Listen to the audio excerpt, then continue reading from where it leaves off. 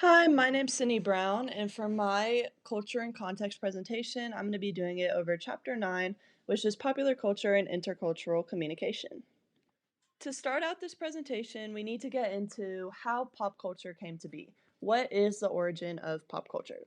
So, before pop culture existed, Western societies had two distinguished cultures, which were a high culture and a low culture. High cultures, that was in the name, it was high class, elite, rich, classy, etc. High cultures were believed that they were timeless and they needed to be studied forever. So, examples of this were going to include ballet, operas, literature, art, etc. Low cultures, on the other hand, were just regular, everyday things. These were not seen as important to culture, and it did not matter if they were studied. Things of low culture would be TV shows, any regular show, graffiti, car racing, etc. So, pop culture did not come about until the 1960s, which is way later than I thought. So basically, universities started bringing in ethnic studies and LGBT studies to their schools. And obviously, these area of studies did not fit into high or low categories. So instead, they made their own category entirely. Basically, they reconceptualized low culture into pop culture. So, Barry Brummett, he offers the following definition for pop culture, which is popular culture is to those systems or artifacts that most people share and that most people know about. So, examples of pop culture would be mainstream TV, YouTube, any social media, advertisement, magazines, etc. So, in short terms, pop culture is basically everything. I decided to use chapter 9 of the book, Intercultural Communication and Context, because I'm pretty fascinated with the topic of pop culture and how it affects intercultural communication. I feel like it's extremely relevant in today's society. Throughout the chapter, I was able to learn about the different origins of pop culture, US influence of pop culture, and the type of pop culture we consume, different models and diagrams to explain pop culture, and etc. I also was able to learn different definitions, terms, and concepts throughout this chapter that I did not know before. On page 349, it said that US Americans on average are connected to media 11 and a half hours a day. That is a lot. It's said that we are doing it way more now on smartphones than radio and TV, which means we have access to everything just on the tips of our fingers. So, pop culture has taken over the way we go about our day to day lives. We are always, always, always consuming pop culture. So, in this generation, our smartphones are like our family, and media is like our best friend.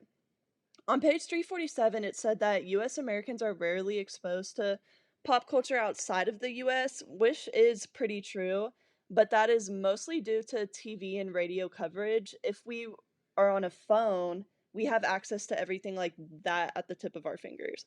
So, in my presentation, I'll be going over a current real life global issue and explaining how our social media and smartphone exposure to pop culture is like currently saving the world in real time. As I said, we have unlimited access to pop culture and social media, and I believe that social media coverage is extremely beneficial when it comes to real world issues. TV and radio news lack international coverage as well as real news coverage. They instead appeal to our comical and safe sides. Basically, what I mean by this is if there is a war going on, our local news channel will still cover a puppy adoption because that is what's making us happy. A current issue that's lacking coverage all over the news, but that's prominent on social media, is the current Palestine crisis. Our use of social media has brought a whole new level of coverage and exposure to the subject, and it's a level that I believe regular TV and radio would never be able to compete with. For a long time, pop culture media and social media has been said to be the downfall of our society, when it is actually the most useful tool we have. Without social media and pop culture, the Palestine crisis would have no coverage and no help at all. On this side, I decided to include screenshots of some of the social media influence that we have on Palestine right now. So these three people are very famous people. We have Gigi Hadid, The Rock, Natalie Portman. If you don't know Natalie Portman, she is in Star Wars as well as Black Swan. These three are very famous people, and obviously not the only people who have posted about this, but things like this are spreading a lot of awareness to the situation. On page 352 of the book, It says that since we are faced with such an onslaught of cultural texts, people negotiate their ways through popular culture in quite different ways. What that is saying is that we see what we like. If I'm a Republican, everything on my For You page is Republican, things like that. But by celebrities posting this stuff, it doesn't matter what your likes are. You are seeing this, it is in your feed. This is another way that we are having social media influence on the Palestine crisis. So there are currently a lot of viral TikTok filters going around, and all the money that's being raised from using these filters is going directly to help Palestine, 100% of it.